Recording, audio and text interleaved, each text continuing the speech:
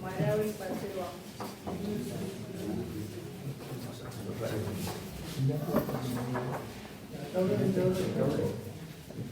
Pamusoro ichangarudzo nemuwasana ini ndinoitwa Rutendo Gina asi tiri kwamakoshomo ndakarurwa kwabiri ndogara kuBulawayo. Nyaya yangu yandafamba nayo nhasi iri kungondinetsa handina zvakawanda. Ndanga ndichikumbirawo changamire kuti mundibatsirewo kuti murume uyu anonzi Mudzimu abve muyadhi. Mababa vangu vabereki vangu vese vakafa. Ndini mwana wega akangosara. Saka murume uyu ndakazoona avaka muyadhi mababa vangu handimuzivi. Handitozivi nekuti akabva kupi kuti anoera chii. Saka ndichingokumbirawo kuti angobvewo muyadhi mababa vangu.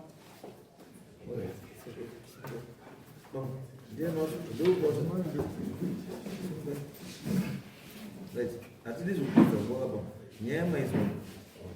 Right. Muri muyadhi memune here. Muri makapinda sei? Ndakapiwa na baba Tenda. Baba Tenda ndiani?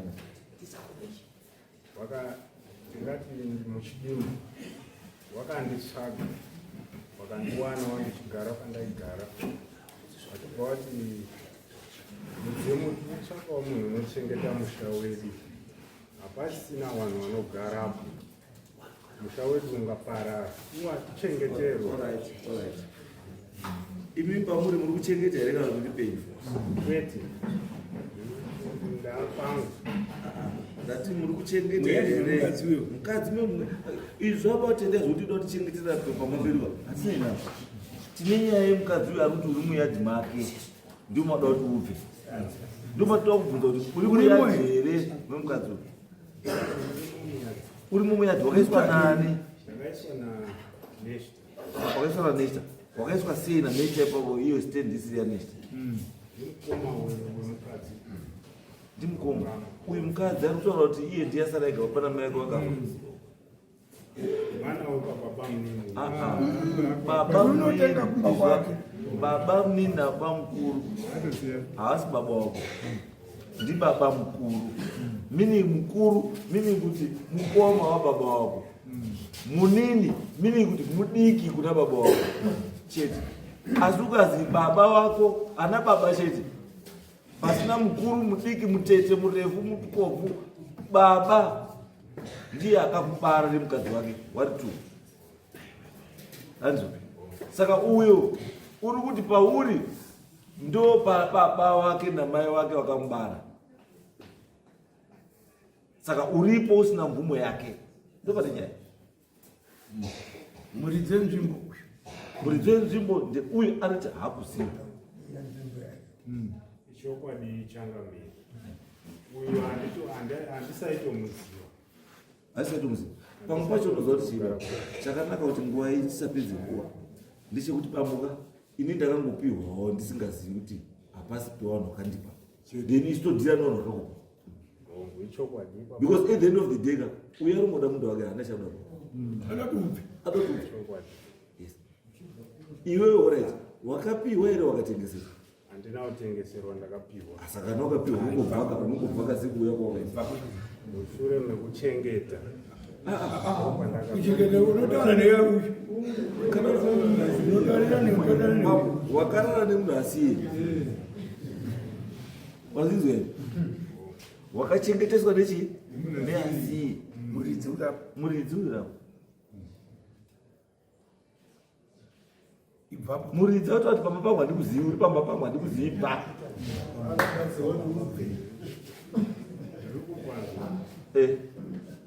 Ndaikumbirawo kuti azvitaurire.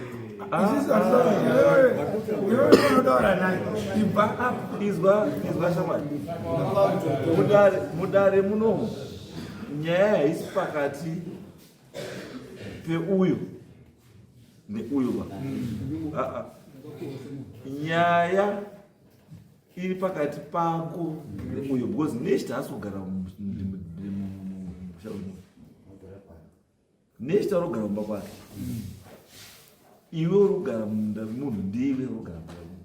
Saka nyaya iri pauri zvekuti vasikana vanoroorwa havana minda Vakapera kare zvino. Naka. Yababa wake ndiye yake. She is the only surviving beneficiary yeestate yababa wake namai vake. Habisi iwe. Iwe ndio ungozogara pasi nemunhu wako wakakupa zvenyu muri tu. Anokupa bake parogara iwe. Right. It's okay. Taura kuti chii chakaitika baba? Musoro changa. Yes. Darose. Ndofunga uyi hanzvadzi yangu. Influence nomination. Uyi hanzvadzi yangu. Ndofunga kuti tisvike pastage iyoyo. Ndofunga pakashayika sisi wake. Ndiye anga asara iye nasisi wake inonzi yese yapera. Saka pakashayika sisi wake uyi aigara kuBulawayo. Ndokubva nditi mukoma. Ini ndakwenda. Ndikati iwe zvauri kusumuka zvino izvi. Uchisumuka uchiti ndakwenda. Pamba unoda kumboita sei? Unoda kumboronga sei? Uye wana waripo unoda kuti zvizombofambe sei? Uyu ndokubva ati inini mukoma handisina basa nemusha. Imimi zvava muri mimi nemusha. Ende uye zvokuti zvewana zvamuri kutaura zvewana kuti wana vachaita sei? Zvasara kwamuri ndio muchafanira kuona kuti muchaita sei. Saka ndasara kune wana wehanzvadzi dzake ufu. Kune kunoti wana wehanzvadzi dzake wari 2. Then kozouya mwana wasisi wake mudiki mwari wari papa nozimati. Then wana wakangosiwa musandina kasari ndakamira kusabaka. Then damira ipapo ndofunga ndinaona mbuya chidawa nyika nemhuri yeseri apa yese yakanga iripo. Ndikabvunza kuti right. Saka izvo wati iwo wakwenda. Saka isusu pamba inini pamba handikuzoparadza. Endini handikuzoputsa. Nekuti pano pamusha panapa pane mwana wehanzvadzi yake uyu. Mukomana anonzi mwana waShuti achazoya chigara papi achazoya chigara pana. Saka inini zvokuti ndiputse musha zvidini azviiti. Saka tagara ndokubva ndazoti tazotaurirana nana mbuya wana mbuya vachidawa nyika wana mai vake. Ndobva tataurirana ndobva saka chinitsvagira munhu ngozi inini handiziva vanhu vari kupi vari kuno ndiko wakanditsvagira murume uyu. Vanitsvagira murume uyu ndakati inini mari yekupa murume uyu inini handidini handina kuona mamiriro akaita pamusha. Saka inini zvandakakuitawo sababa handiti varamba vaenda waramwa musha wacho. Saka inini ndakuti iwewe kana wagara makore unenge wagara ndinozokupawo kuzasi wogara kuzasi asi musha uyu wese wosira nekuti kune mwana aripi ariko pamwe uchazodini uchazoya plus kune vana variko vasikana vanozogona kuramba vanogona kudzoka pamusha. Saka tagara uzoshiwa akagara makore akagara ndofunga nearly 6 years more than that. Ndobva ndazoenda bva ndasvika bva ndamuti wamudzimu inini nyaya yako iwewe ona chidzikako kuzasi uno wake kupi kuzasi. Saka agara kuzasi kuya ndobva ndanane kwasabhu mberi takatosvika tikataurira nasabhu mberi sabhu mberi akaguma. Zvese zvomama kuti nasabhu zvazviri illegal. Zvazviri illegal because imimi nasabhu hapana munhu weland. Saka akanga ine authority to allocate ndiani because hapana muridzi. Handizivi changamiri. Makakona iva nasabhu kuita chinhu chiri illegal. Handizivi changamiri. Saka ipapo ndaisiya ere mhuri ndokosiya kuenda. Usapare mhosva uchida kusevha nyaya munhu. Unopara mhosva. Iwe waibvei ungosiya chinhu chacho zvido nezvimba zvacho. Waibvei. Iyo pako pari uzadzatorwa ngomababa akanyika wakaziva mushemeniyeyi mutombo waisazvika mutorwa apinzwi muyadi because unoonaka I do not understand kuti kana muti musikana akati handichauyi zvepamusha pano handichauya ndichaona zvinoenda nemusha.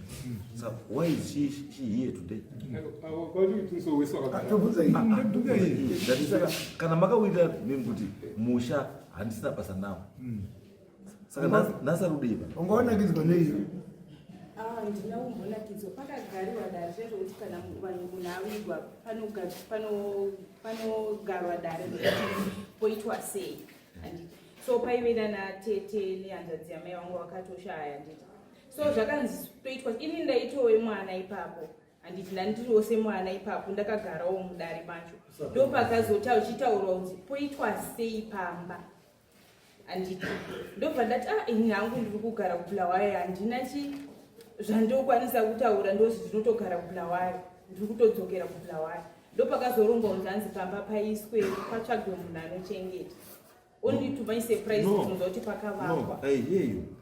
issue yako you agreed to the fact yekuchengetwa kwemunda not kutengeswa munhu azogare permanent ndopa nenyaya kuti uyu ati inini handina zvandokwanisa kuita anochengeta nomunda asi kuzopagara kutengesa plazi changamira warutizve ndazvisumudza nenyaya yekuti pakutovakwa pakavakwa Because chakamiri mukona nyaya zosumudza apa inyaya yekuti musikana uyu hanzvadzi yangu wakatengesa pamba vaigarawo nababa pandaiti apa panini kutengeswa handiti iye akabva atengesa saka munhu iye wakatengeserawo iye munhu iye ndiye arida kubva atenga kubva adzika kudzika kupi kuzasi saka awa mwana ndozovaisa kupi kupa ngopamusvipa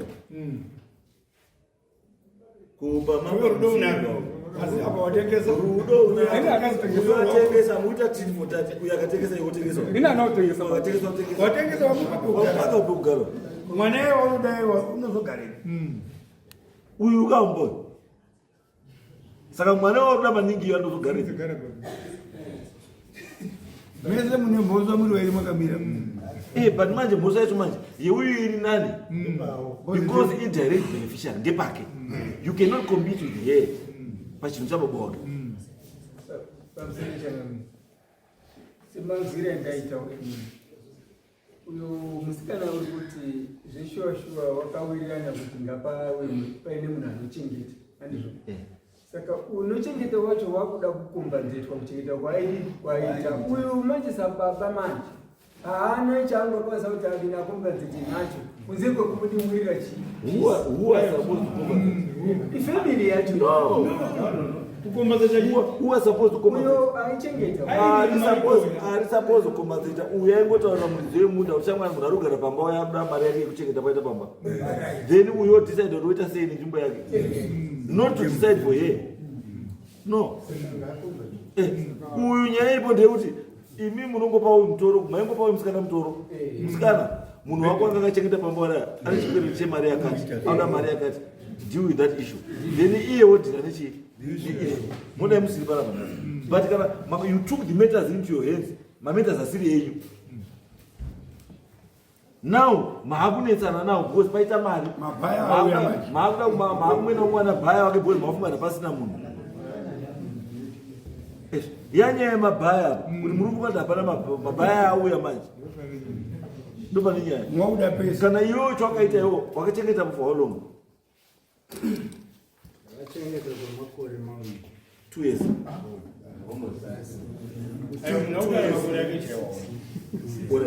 what 2 years uyu ati 6 you ati 2 but iwo yako ndiyo iri correct 2 because ndiwo aichengeta uyu autaura kuti wagadzira 6 okay iwo ndiwo aichengeta ndoziya 2 years 2010 2 years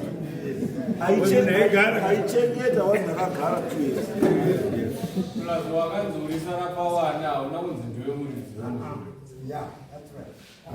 so iwewe kuchengeta kwawaita wanga uruchengeta what was the agreement agreement yanga iri yekuti ndikachengeta ndozodimburirwa ofisi akaita agreement iyo newe ndiani awa nehama ndopa nenyaya wakaita agreement no the wrong person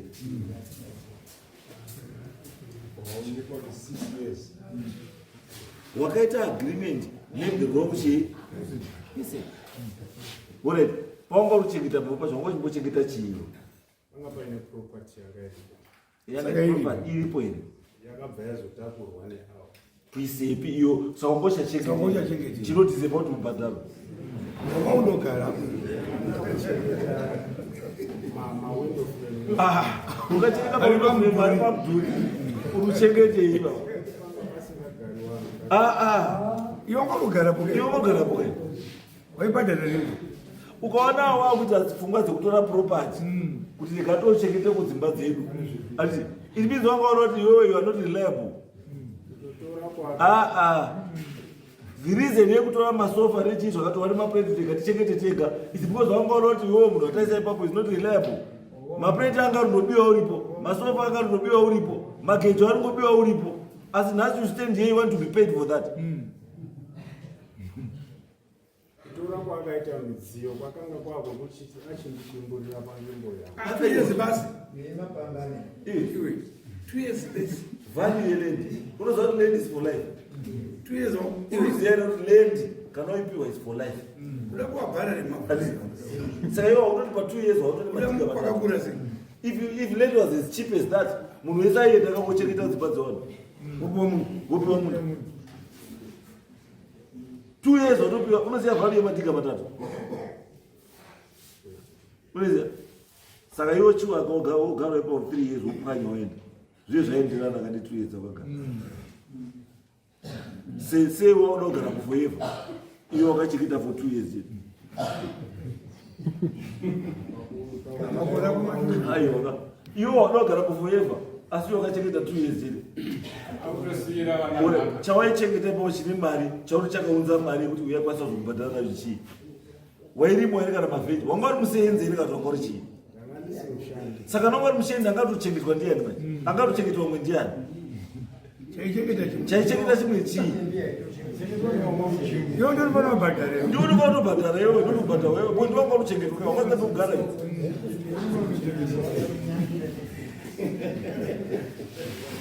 dhiri renyika ndikuti rakaswa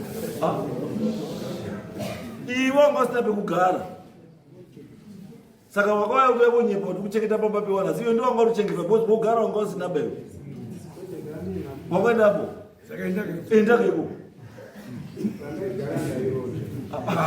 saka pasi pako zvauna kugara kana shamwari ukazorinoja mutaundi means hauna imba mutaundi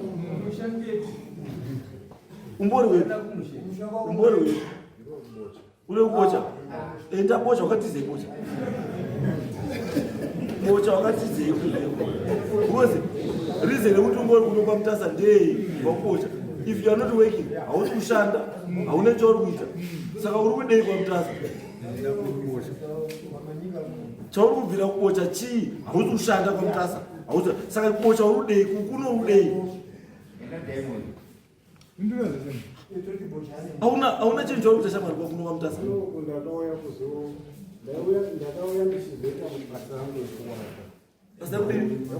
shamwari contractor siski inoenda kubhuruwayo inoenda kuvictoria falls unozwa siski inoenda kuvictoria falls inoenda kubhuruwayo inoenda kuplumtree inoenda kubedbridge payaona contract asi contract ikapera yekuwaka inodzoka kuharare ndo kune head office chakati iwo vhoti kwawa wakavhona kugareko saka ukaenda kwakazokwa mutoko vhoti tutamina kwamutoko saka sei wakada kutamina kunoko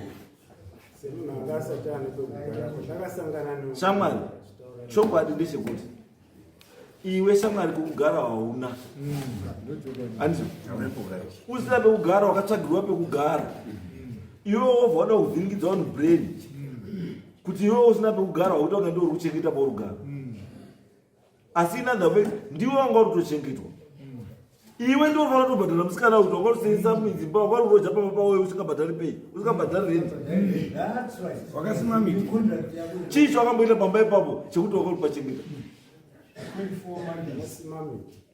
mingani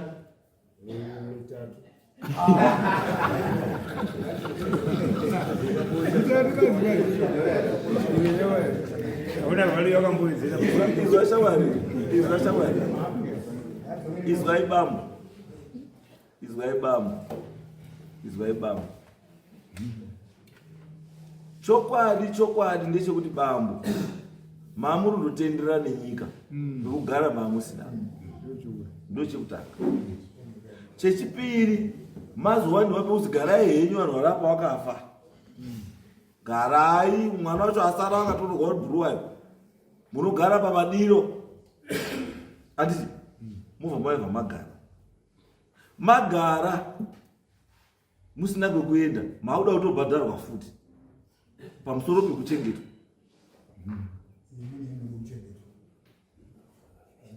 muruzere baba makabva bocha hamuna chepekugara pamakabva bocha mamunondotendera nenyika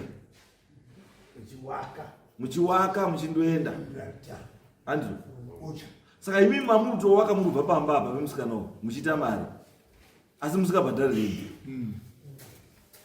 semuwaki aiwa semuwaki manga munotovaka muchibva paumba apa muchiita mari maita mari manga muzobhadhara rendi pamamurugara asi mochimira pamberi amoto wati ndimi amuri pachengeta.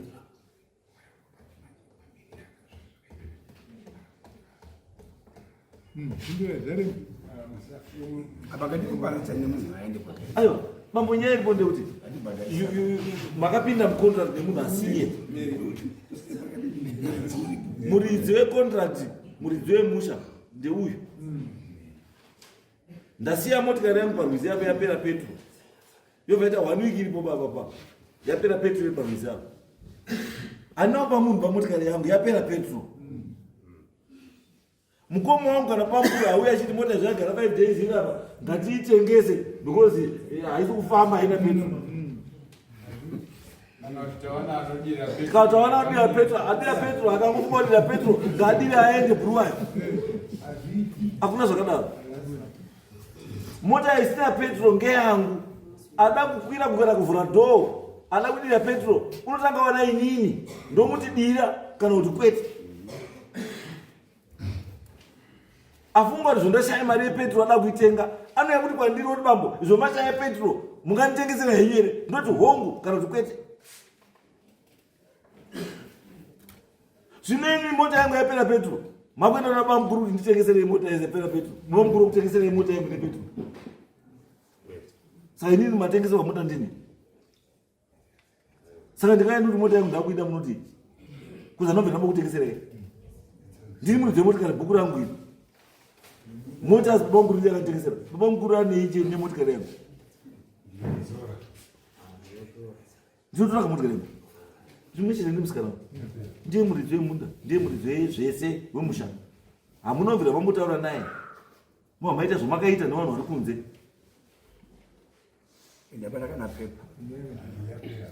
Ende musikana uyu haatozivi kuti ndimi amurigara pambapo. Because she was never told. Waizviziva here musikana kuti ndiye agara pambapo. Saka haatokuzivi baba. Ngepake kusauya zvinewe kuti vanofanira kuziva. Iwe semunhu akatsvaga pekugara ndiwe panotsvaga munhu wepauri kugara. Saka iwe wanga uruchengeta chii usingazivi munhu waruchengetera? Chawanga uruchengeta chii munhu waruchengetera? Kuvura kuti mbiri kuti ndofamba ndakachengetera mai kuri pesi, ndakachengetera mai kuri pesi. Wozi chipa mai kuri pesi yake mai kuri zvaumuzivi. Saka uruchengeta pesi pakudii? You can't tell me uruchengeta musha wemunhu wacho waruchengeta musha zvaumuzivi. For 2 years. Asiye muzive musha. Uyu angatoti pamba pakero. Angarugara paungarugara leo. Arugara kwani? Kwake. Arugara kwani? Meaning kuti hapasi panapa. Saka iwewe semunhu akangwara akabva bocha achiwaka kusvika kwamutasarundo waka contractor.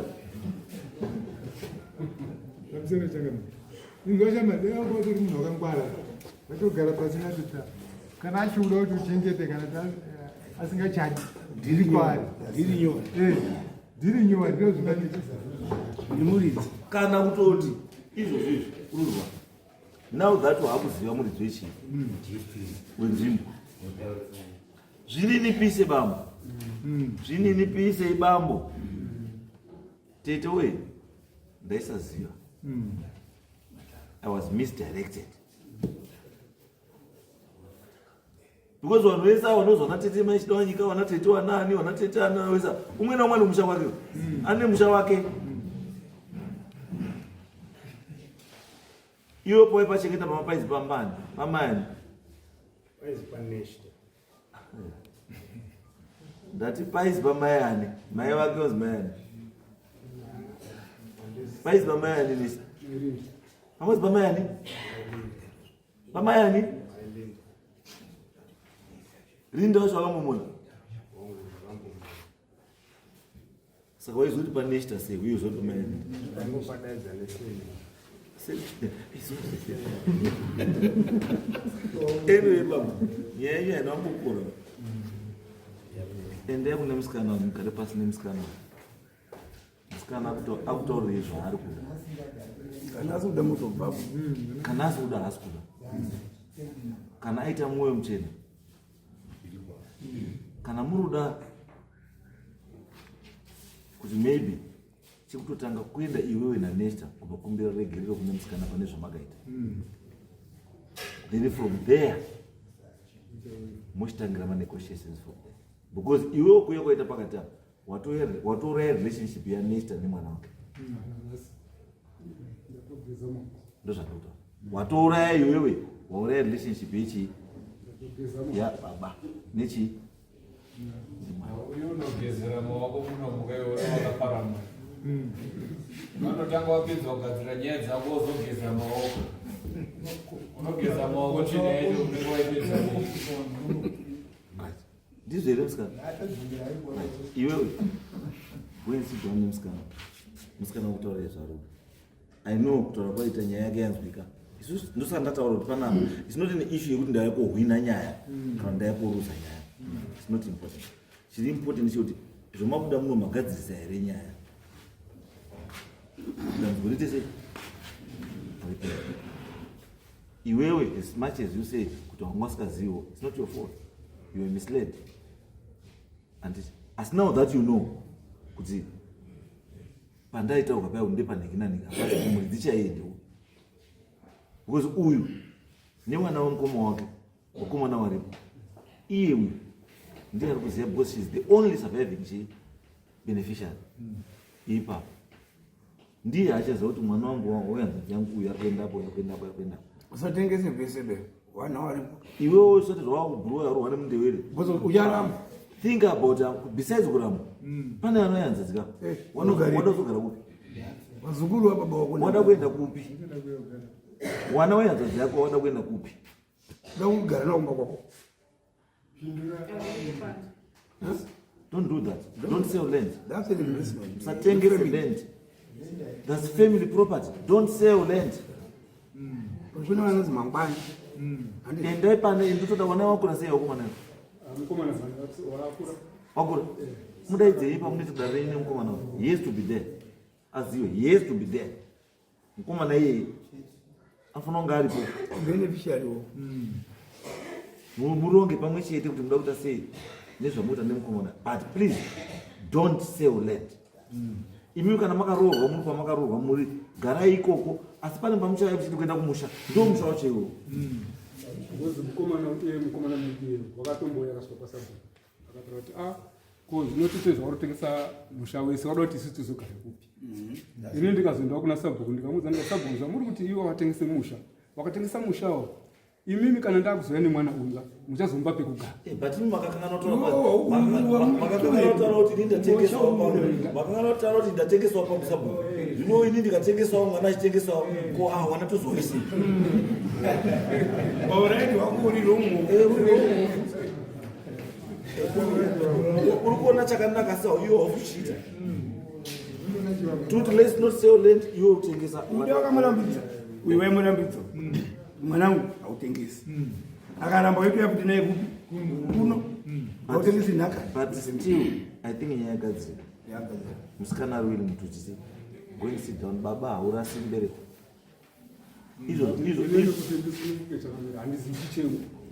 Handiti kana uyu ari kuZimbabwe kana uyu akatengeserwa pastendi panapa pangaabhitisire mwana. Ngozi kana aripo kaini ndikozofanira kuti izwa Nesta zvinotaura. Zvatotaura zviri very simple. Ndati Nesta nemukomana nemwana neumwe mwana. Go back endai pamba mogare pamba. Nemwana webaba muripo neumwe mwana neuyu. Sit down and come out with a solution. Go solution yati kuti hande uyu chete bo. Tikuda solution inobata uyu inobata wana. Inoita kuti iwewe uyu mwana aramba achiziva kuti uri baba iwe. Iwe uchiramba uchiziva kuti chii? Mwana. Izvozvo hazvigezeki nesipo ba Nesta. Kuti uri baba mukuru kana baba mukuru izvozvo achida kana asingadi. Hazvichinjizvo. Yes. Izvozvo hazvichinjizvo. Yes. Kwakaoma baba. Yes. Taura it.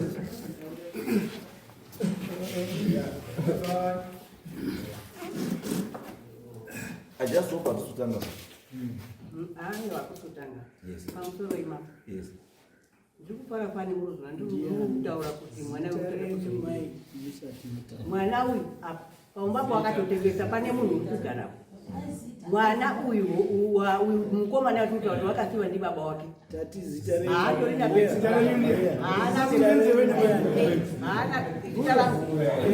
inini ndini mai Mandese, ngozi mai Mandese. Mai Mandese. Mai wake uyu ndisisi wangu. Mai Mandese. Mandese. Ehe. Saka atengesa kudaro. Mwana yeye wakauya uko. Una baba wake wakafoka. Aibva aenda kwaSabhuku, aibva azoya kuti mbuya ndoita sei. Inini ndakura ndauda zvekudini zvemusha. Ndosaka pamumba padze pakatengeswa. Saka inini ndichaendepiwo. Ndakashaya mhinduro yekupindura kuti ndingopindura nditi kuti wakapatengeswa patori nemunhu utoripo. Wakatengesa. Asi mwana uyu handazi ari. Ndati takudzoka futi. Saka ndikufanira mambotaurawo point yekuti mwana uchaendepi. Ndati mbuya mwana iye natete nababa neuyo wari kuenda kumba unogara wobva wasova ishu iyoyi kuti uyo ari kubva here kana kuti haasi kubva ari pamba ari kubva here zvobva zvagadziriswa as family. Handi kuti ini mambo ndibva ndabatizira kuti uyo ngaabva atoenda kubva ngaada ndikuti muri ndikupai mukana muri go back there.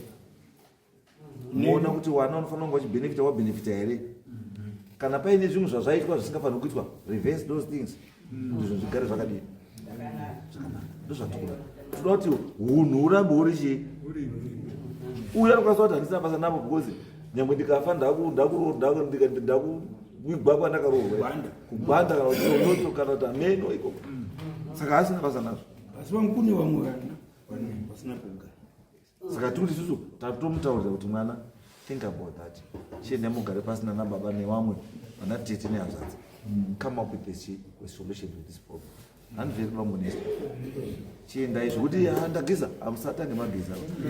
Ivi mukageza maoko mati uyu anodzingwa. Mukageza maoko chete uyu ari kuenda. Saka imi chiendai naye gadzirai baba. Gadzirai musha unomira zvakanaka. Hande chienda muti chokwadi.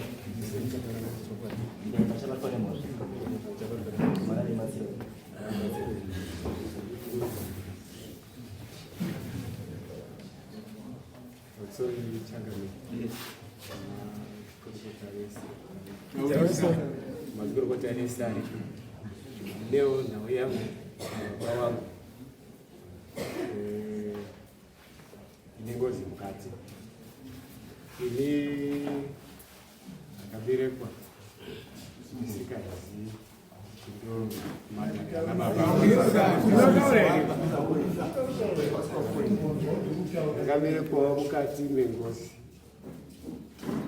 yakabatwa yakakumbirwa ndi baba kuna anatezara mai haarova baba wakatora mudzimai wavo ane ngozi. Saka ini baba wakazokumbira kuna anatezara sikuda kugara wese kwakuisa inini pangozi iyoyo. Saka ndo zvakaita kuti wana wangu 3 wese waparara kapinde pasi.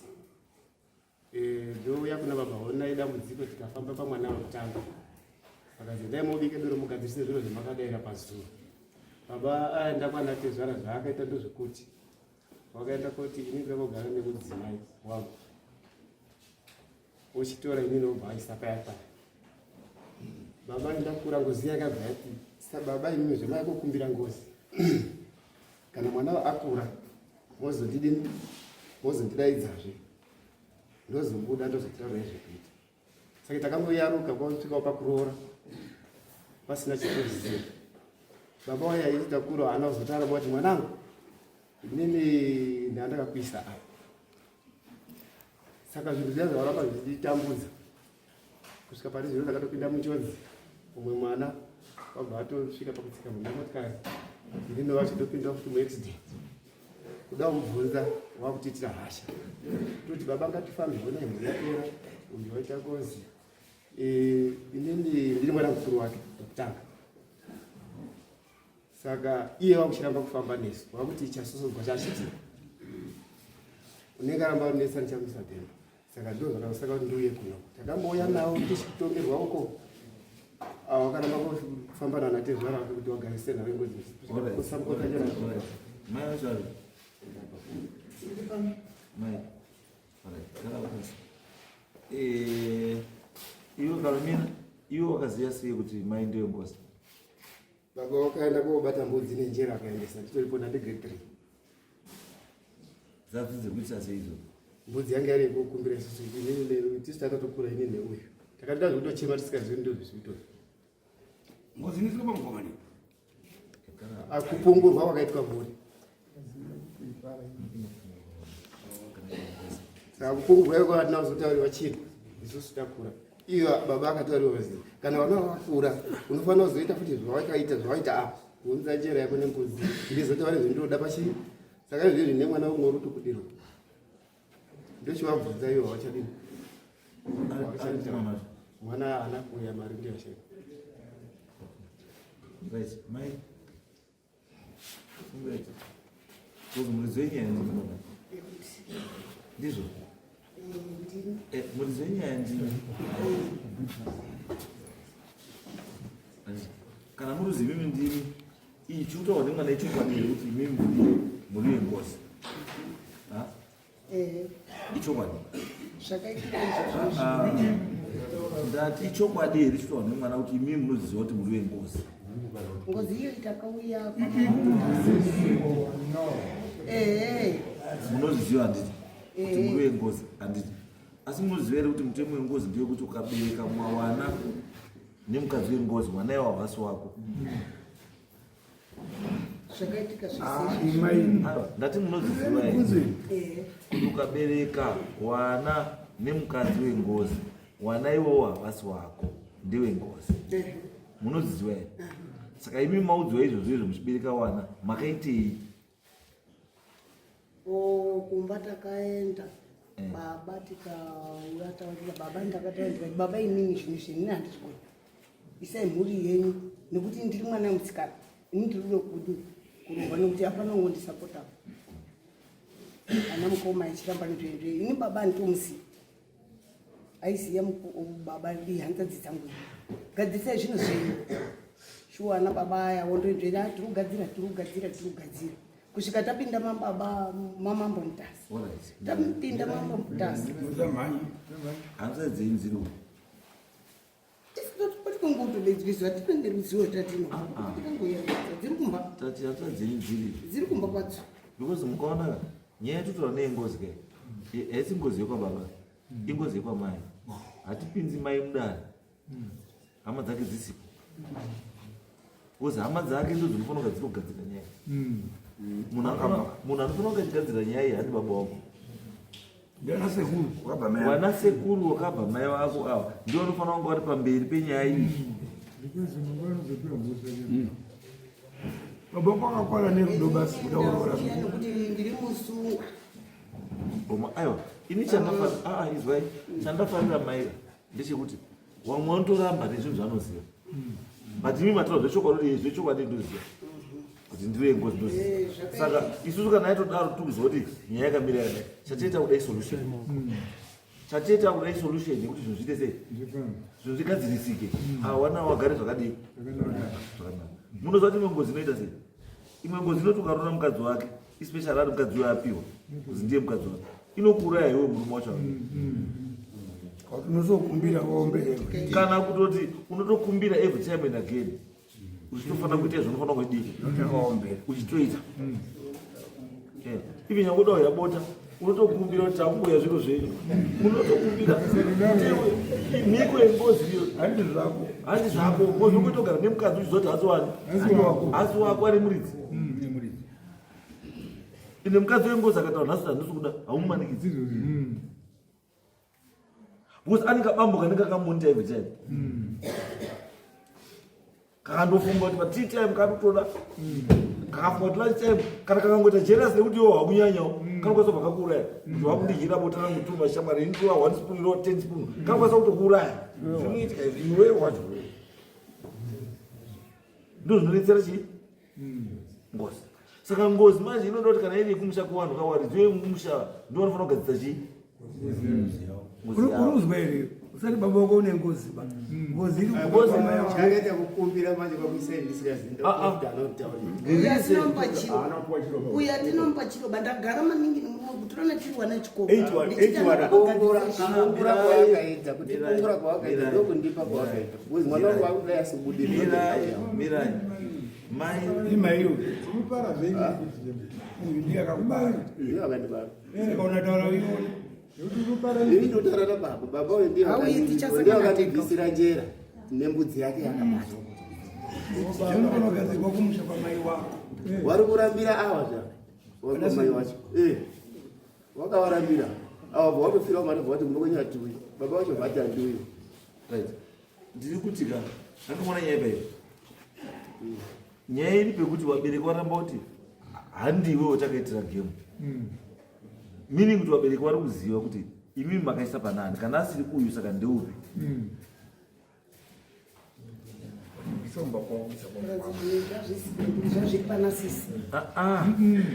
ndati kana musina kuisa pane uyu makaisa panani isoso urikubvunza ina handina kuisa chipambo mwana be handina kuisa chipambo mwana kana uya anokuisa chipambo mwana baba wakaenda nenjera nechii nembudzi kwanatezva zvakanga zviri zvei takaenda nazvo kuri kuenda kuti uya kutaura kuti ini ndakuda mukadzi wangu makataurayo kuti iwe ongorora asi iwe ongorora mukadzi wako aiwa todaendikadzi mukadzi anoendesirwa njera nembudzi chinombera kuchikuwa kurora kaindiwa kazi raiti ichona ibva chabuda chega chava chadii chikati chii chichibva chapera zvikazi raiti umwe mondipa wana wairi wana mukoma wakaramba kuti wana hatichengeti tati mondipawo vana vairi hatisi makapa ani nani wakandotohwa ndiwa dangwe reu aiwa saka mamuta hapo sei uya kutaura vanhu kuti imi mamuta tongoisa asi izvi ndakutaura kuti uyu neuyu mwacho ndo ndiye basi uyu upi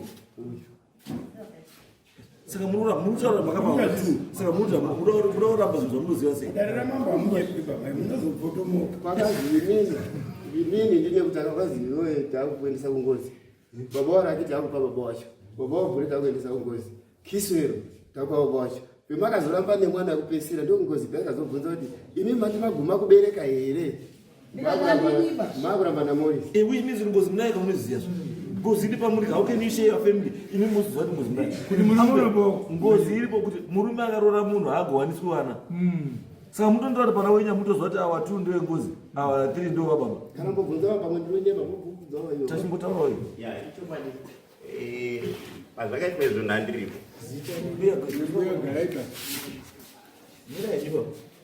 ndiri nerufunde rivers nerufunde rivers pazvakaitika akanzi chii pakanzi iwe sanerufunde kuti uruda mukadzi pawana wako wourubereka taupaurirana baba isusu saka wangati kure ndi mukoma weneni na uyu wangu mningi na Kennedy na Kiswero ndio akabva wazi iwe Shepherd kwakambuyi Rivers kwa Nerufunde Kennedy kwakambuyi Kiswero kwa Nerufunde wochabereka uchazoya futi nawo waneona topaurirana ndio zvandakaonawo pamazuva azvo akaitika zvinezvi zvakaitika imuri kwani apa ndi baba wenyu aitaura mai wenyu waitaurwa nani ndiwana sekuru wangu watoripo ndo saka ndati nyaya yenyu kai guys ndisirewo nyaya next week 17 samunai wana sekuru wawe pana tibatsire wana wese wasipo wana sekuru nyaya yenyu haitise pane basa kuwatora zviri kudasunga basa repiri nekuti izvozvi izvi takauya mamuno mamambo mutasa hakusi kutangapo kanu kake chitatu hamuna kuya munomba kuno kuya kwandiri nekutanga eibvazi zvinezvi iwewe wakatoabhiusa mwana iwewe bvisa zvinezvi woisa mwana wemusikana uyu uye waisa futi umweni bvisa zvino zvako ambwera ndikutaura izvi zvese zvamuti handisine nabwa tati endai motaure hama dzenyu dzekumusha kwenyu dzakavisai zvinhu one wakomana wataurire mazita acho akaona rudiwa kunokudani kuti wadawanhuwawo nekufikusa 17 wanasekuiwawo inini handigoni kuti hatiwataurisa titipe mazita avo utorinedzi una razaro Indamaisa mafoni number pano. Saturday 17. We are 17 next week Saturday. Anje.